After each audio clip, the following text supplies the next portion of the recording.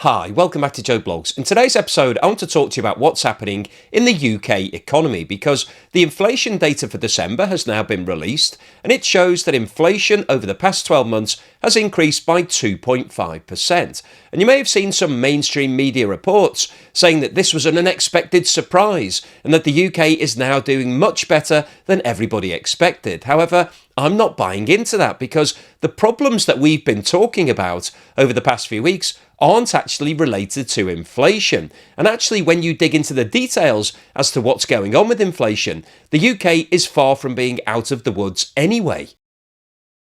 This chart shows the movement in the official rate of inflation for the UK over the past 12 months. And as you can see, in the 12 months to December, prices have risen by 2.5%. Now, admittedly, that is a reduction from the figure of 2.6% in November, but the reduction is only 0.1%, so it's minuscule, and 2.5% remains above the target rate of 2% set by the Bank of England. So inflation isn't where the Bank of England wants it to be, and the current level of 2.5% is actually the second highest rate that's been seen at any point in the last 9 months. Now, one of the other points to note about UK inflation is that the statistics don't include any housing costs, which seems a bit bizarre because obviously we all have housing costs.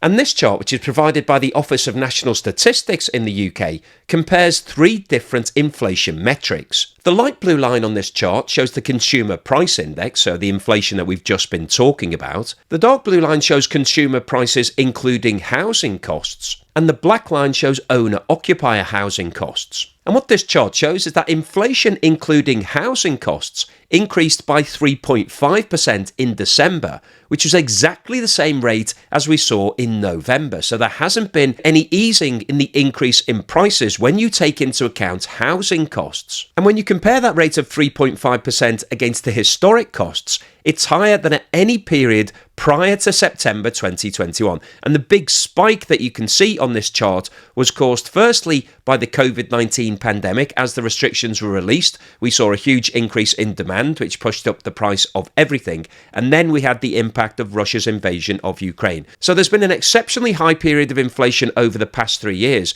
However, as you can see from the far right-hand side of this chart, the current trend since September is another increase in inflation, and it's higher than historic levels. And if we now look at the black line, which shows owner-occupier housing costs in the UK, they increased by 8% in December, which was an increase on the 7.8% seen in November. And if you look at how that rate compares with the historic figures, it's significantly higher. In the period between December 2014 and December 2022, the average rate of increase for owner-occupier housing costs was running at less than 2.5%. So the current rate of increase of 8% is more than 3 times the historic average. And that obviously represents a major problem for all owner-occupiers in the UK.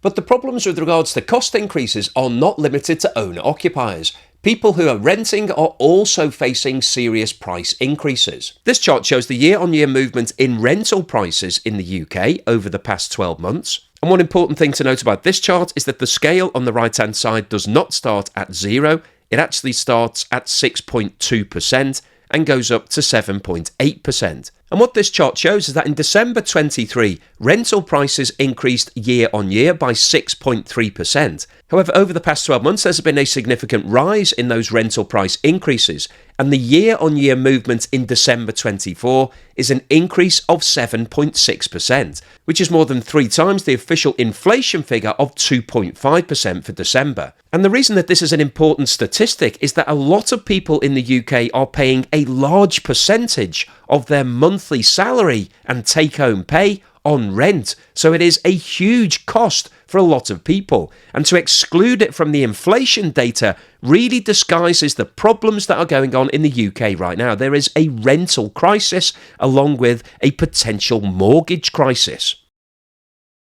This chart shows the average mortgage rate in the UK over the past 12 months. And once again here, the scale on the right-hand side does not start at 0. It actually starts at 7.4% and goes up to 8%. And what this chart shows is that in January 2024, the average mortgage rate was sitting at 7.94%. By July, the average rate had increased to just under 8%. However, over the past 5 months, there has been a slight reduction, and the average rate for December 24 was 7.5%. If we now change the scale of the chart to show the average rate over the past 5 years, it really highlights the problems that are going on in the UK right now. 5 years ago, in January 2020, the average mortgage rate was sitting at 4.27%. However, as a direct result of the COVID-19 pandemic and the Bank of England reducing the official lending rate to 0.1%, the average rate dropped to 3.6% in April 2020 and remained at or around that rate until the end of 2021. And this chart shows the number of mortgage approvals in the UK over the past 10 years.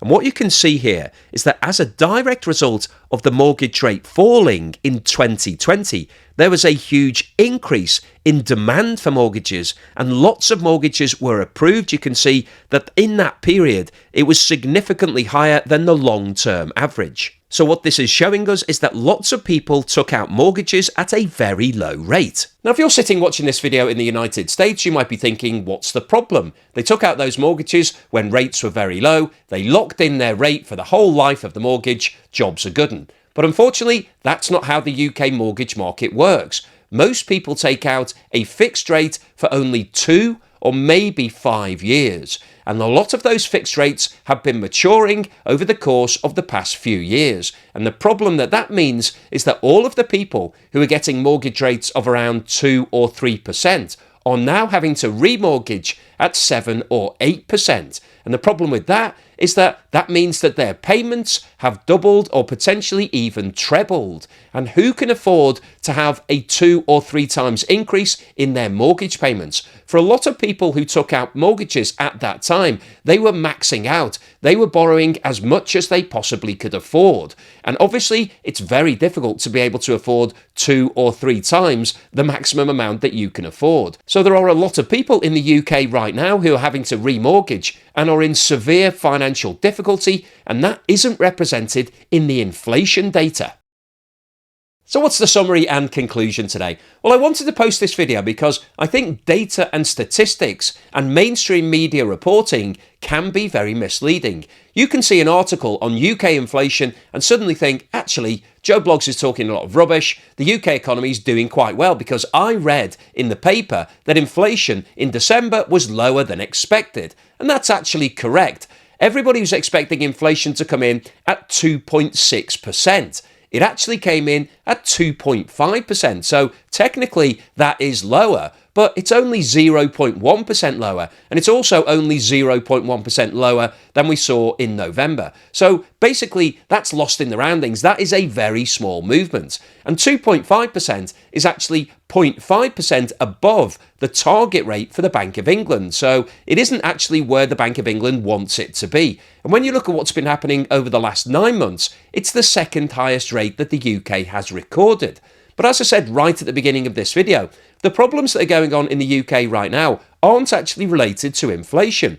They're related to the fact that the government isn't receiving enough income. It's not gathering in enough tax to be able to pay for all of the things that it's committed to spending on. And that's a major problem because the government has also said that it won't spend beyond its limits. So it will only use the tax revenue to fund everything. So the only other option that it has is to borrow more money. And that's exactly what the Labour government is doing. It's intending to increase public debt by around £100 billion over the next few years. And the problem that it has right now is that the cost of that debt is increasing rapidly as a result of the fact that a lot of fund managers are selling UK bonds. Now, inflation is obviously an important metric, and it's something that the Bank of England and Rachel Reeves need to keep an eye on, but it isn't going to save the day. Even if inflation came down to 2% or 1.5%, that doesn't fix the problems that are going on with regards to the falling GDP and the lack of cash that the government has. But in today's video, what I wanted to highlight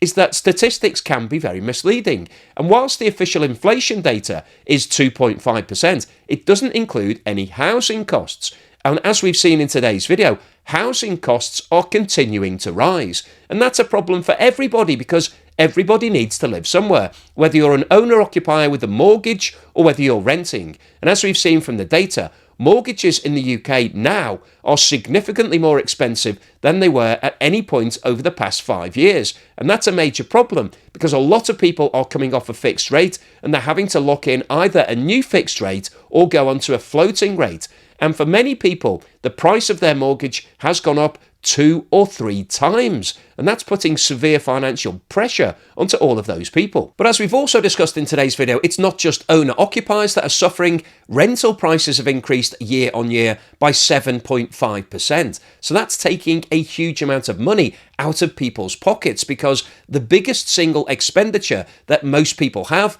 is their rent or their mortgage. And those prices are rising at significantly higher levels than 2.5%. So whilst the official inflation data does look quite good and makes good headlines in certain publications, it doesn't save the day and it doesn't mean that the UK is out of the woods. In fact, far from it. Inflation is expected to increase back to at least 3% in the near future. So again, it's going to be a problem. But when you add on top housing costs, the real actual price to people in the street, it's rising at a much higher rate than that. And that's one of the problems that the UK is facing right now. So hopefully you've enjoyed today's video. You found it useful, informative and thought-provoking. If you've liked what I've said, then please give me a thumbs up. Thank you for watching this video all the way through to the end. And here's something to put a smile on your face.